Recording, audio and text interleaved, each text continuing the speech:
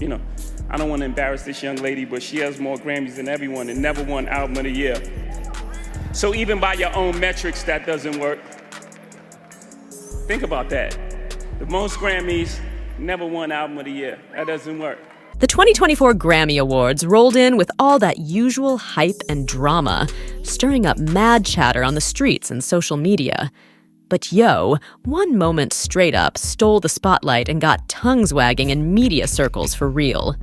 Jay-Z, never one to shy away from stirring the pot, dropped some serious bombs that got folks talking about Beyoncé's grind and whether it's about to hit a snag. So, what went down? And what's the deal with the fallout? Let's break it down. The 66th Grammys? Straight up flashy, with all the big dogs snagging awards for their killer performances. But it was Jay-Z, rollin' with Dr. Dre and Blue Ivy, who took the stage and flipped the script. While everyone was expecting the usual thank yous and bounces, Jay had other plans. He straight up brought up Will Smith and DJ Jazzy Jeff's Grammy boycott back in '89. Yes.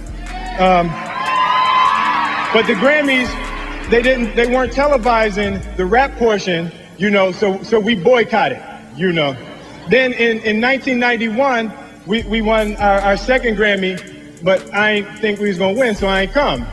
Jay-Z took a moment to reflect on a significant chapter of his own history during his Grammy appearance, drawing parallels to a past boycott in 1998 that he initiated when DMX was overlooked, despite delivering 2 exceptional albums that year.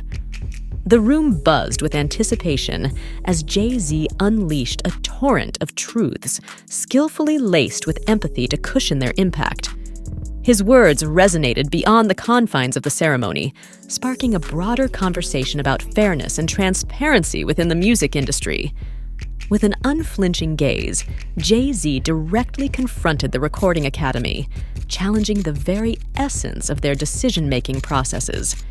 He pointedly criticized what he perceived as biases and favoritism, particularly highlighting the recurrent oversight of his wife, the iconic Beyoncé, especially evident in the prestigious Album of the Year category.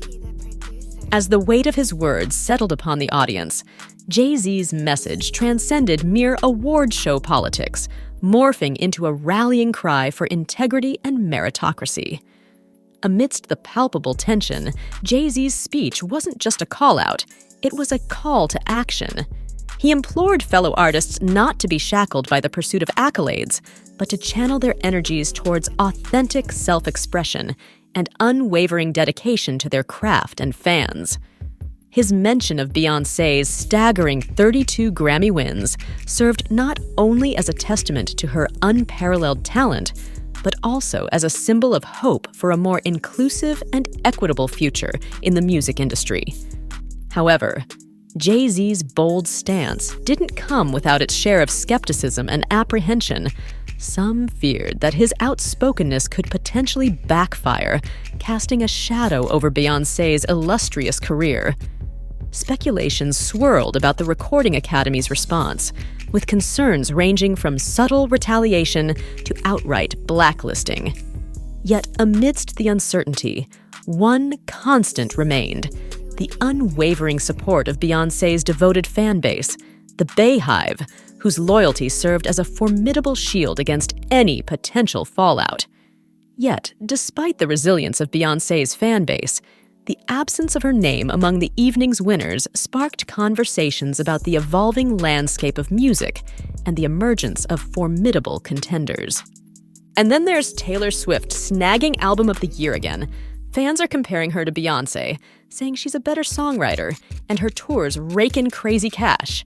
They even say her concerts cause earthquakes like literal seismic activi. Swift's triumph in the Album of the Year category reignited debates about artistic merit and commercial success, leading to comparisons between the two powerhouse artists.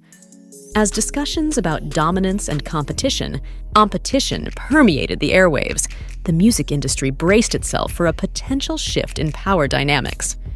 In the ever-evolving realm of music, I kind of appreciate all of that, and they're not for just one thing. Yes. So for me, she is, it doesn't matter if they give her that album. song I of mean, the album and listen, it's subjective. Yeah. Sorry. People are voting. You can't determine who's doing it unless you're the person voting. So I think 38 is kind of not a terrible number. Several individuals concurred that while Jay has every right to discuss whatever he wishes during his speech and advocate for his wife, it doesn't reflect well, especially considering Beyoncé's numerous accolades. It would have been more justifiable if she had consistently been overlooked for major awards, but that's not the case. Additionally, there's a sentiment that if Beyoncé wrote both the music and lyrics for an entire album, she might stand a better chance at winning. However, her tendency to sample other artists and rely on a large number of contributors for a single song diminishes her chances. While many may not support Jay-Z's assertion that Beyoncé deserves the Album of the Year award, there's consensus that he's correct in highlighting some deserving artists who were overlooked, while others perhaps didn't merit their nominations. Some of you gonna go home tonight and feel like you've been robbed. Some of you may get robbed. Some of you don't belong in the category. Oh, no, that was it. No, when I get nervous, I tell the truth. Thoughts on Jay-Z basically being Beyoncé's mouthpiece and saying that BA deserves Album of the Year sources close to BA are already saying that Beyoncé was embarrassed, which is why they walked out of the Grammys right after Jay's speech. But in your opinion, does Beyoncé actually deserve to win Album of the Year for the albums she has released so far? Sound off in the comments section. Don't forget to subscribe for more discussions like this, y'all.